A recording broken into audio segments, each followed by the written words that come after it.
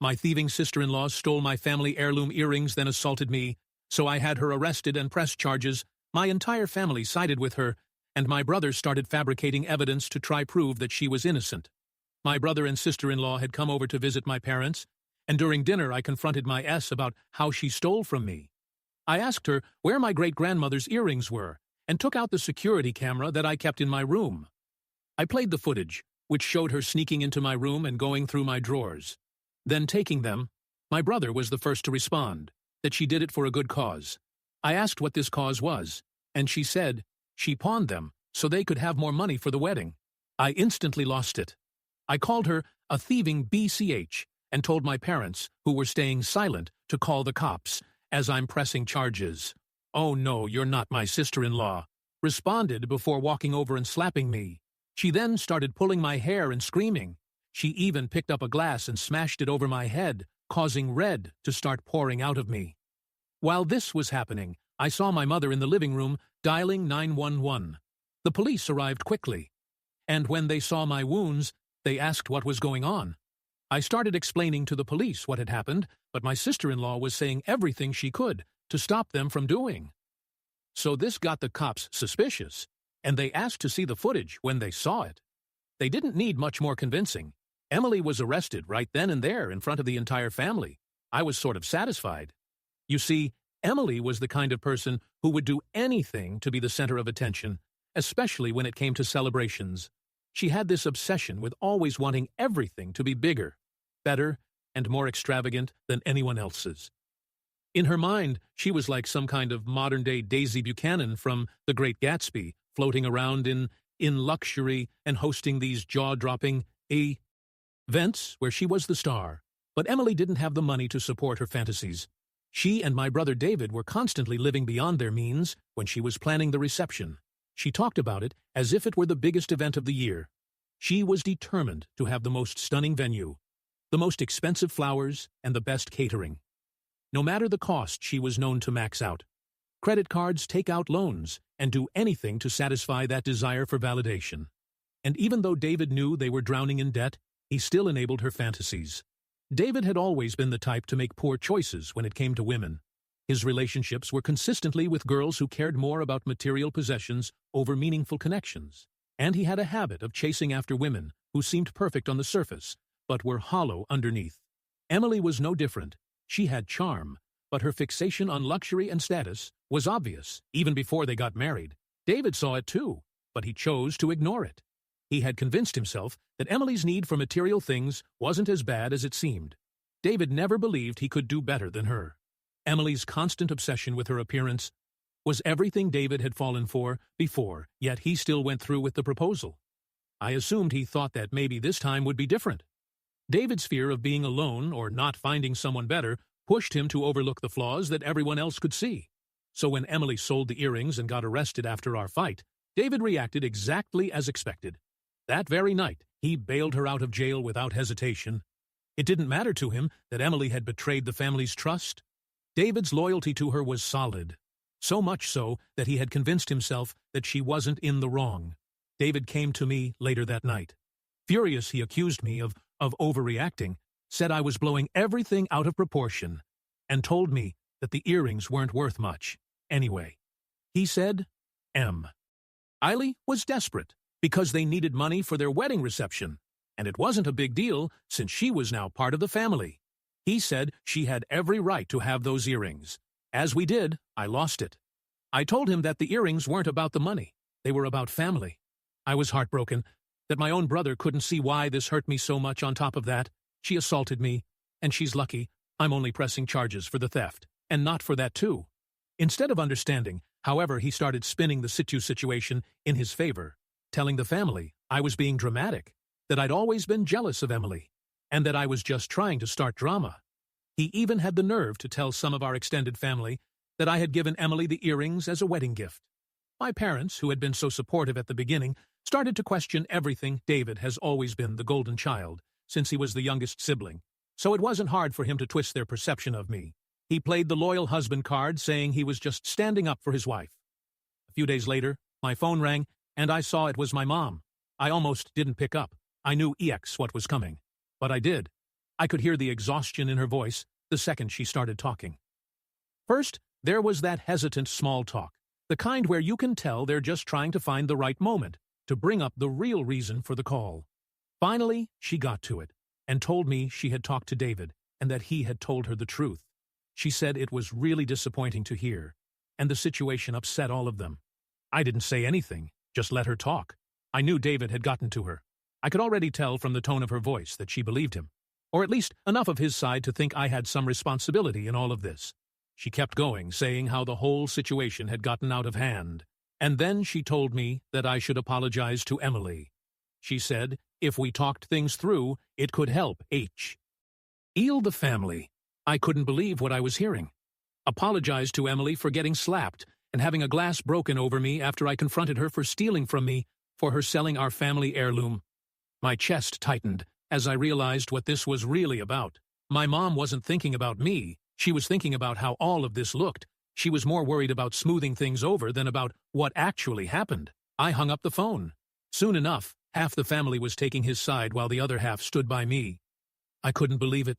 My own family was turning against me, all because of my brother's lies. I was heartbroken, so I decided to press charges against Emily. I wasn't going to let her walk away scot-free. If my brother wanted to protect his wife at all costs, fine, but I wasn't about to let them gaslight me into thinking I was wrong. It was theft, plain and simple.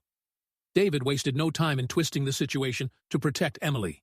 The moment I pressed charges, he began telling anyone who would listen that I was only after the money, and that I had blown the whole thing out of proportion, because I was jealous of Emily.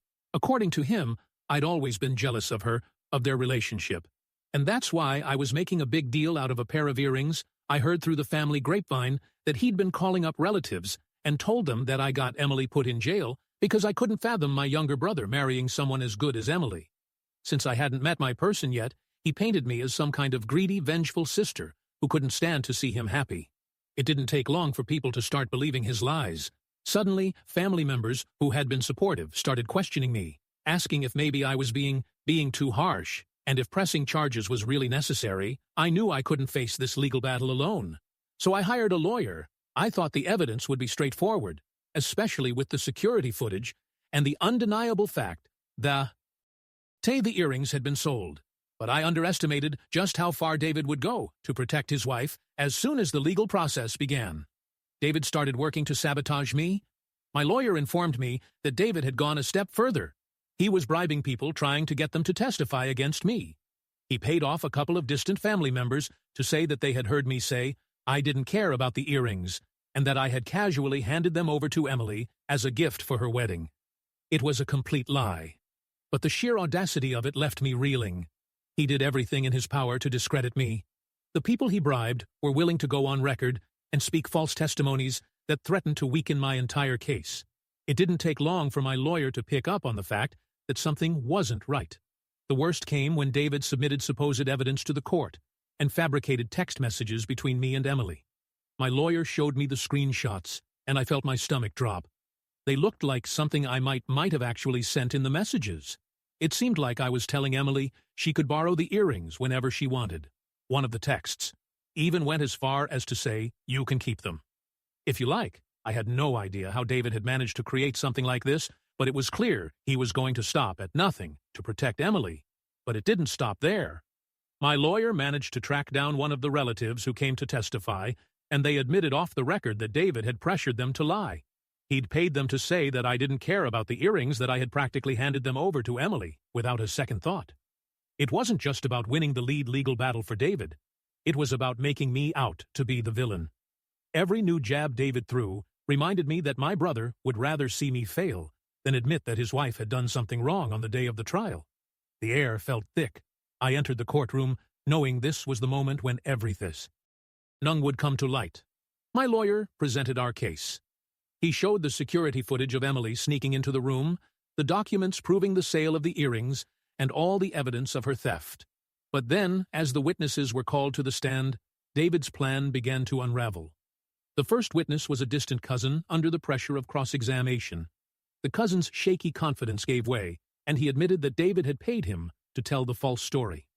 The courtroom shifted, and tension built up as our cousin's confession exposed David's next, came a family friend, who also confessed to being bribed by David. Each testimony chipped away at the narrative David had tried to create. These were people he had trusted to lie for him, but under oath they couldn't keep up the facade. The real blow came when my lawyer presented the fabricated evidence text messages David had created to make it look like I had given Emily the earrings' expert testimony, confirmed they had been digitally altered, solidifying that David had tried to deceive the court. The judge was appalled by the extent of David's lies and ordered his arrest for fabricating evidence and bribing witnesses. David was led out of the courtroom in handcuffs. His desperate attempts to control the situation had collapsed entirely, now left to face the consequences alone. Emily was convicted of theft. The evidence against her was undeniable. The security footage and sales records sealed her fate. The judge awarded me the full value of the earrings along with part of the inheritance. My brother and parents had tried to keep hidden from me. Apparently, there had been more money left to me by my grandmother, but David and my parents had decided to manage it, without telling me there was a small trust fund meant for me. But instead of being transparent, my family kept it from me. David, being the more responsible one in their eyes, had been managing it, or more accurately, blowing through it. He'd used part of it for his own expenses, and hid the rest, figuring I'd never notice. That was the final blow my parents, who had taken David and Emily's side, had to face the fact that they had been backing the wrong people walking out of that courtroom, and seeing my mom's face absolutely wrecked me. For months, she'd been the one trying to keep everything together. When Emily went to jail after the fight, my mom was more worried about saving face than anything else. But seeing her now, after David got arrested for everything he'd done, hit me hard. She looked like she'd been gutted. She'd been holding on to this hope that things could go back to normal. But now, with David being led away in handcuffs, she was staring down the fact that her son was actually going to prison. I couldn't help but feel bad for her once the legal dust settled. The trust was finally transferred over to me. At first, it felt weird, like the money was tainted by everything that had happened, but after all the chaos, I knew I needed to get away. So I used part of that inheritance to get as far away from it all as possible. I booked a vacation to the Cayman Islands. I figured if I was going to use this money for anything, it might as well be to find some peace for myself. The Cayman Islands was as far away from the mess as I could possibly get. I found it ironic that the same inheritance that David tried to keep from me was being used as my vacation money, while he was going to spend years in a cell. Once I arrived, it was like I could finally exhale for the first time in what felt like forever. I wasn't constantly thinking about the trial or my broken family. It was just me, the ocean, and a chance to finally process everything that had happened. I swam, I read, I laid in the sun, and for a little while, it was just about me. Now, David is in prison, Emily's reputation is in ruins, and my relationship with my family is complicated. I've cut ties with my brother completely. My parents are trying to make amends, but it's hard to forgive them for how they treated me during this whole ordeal.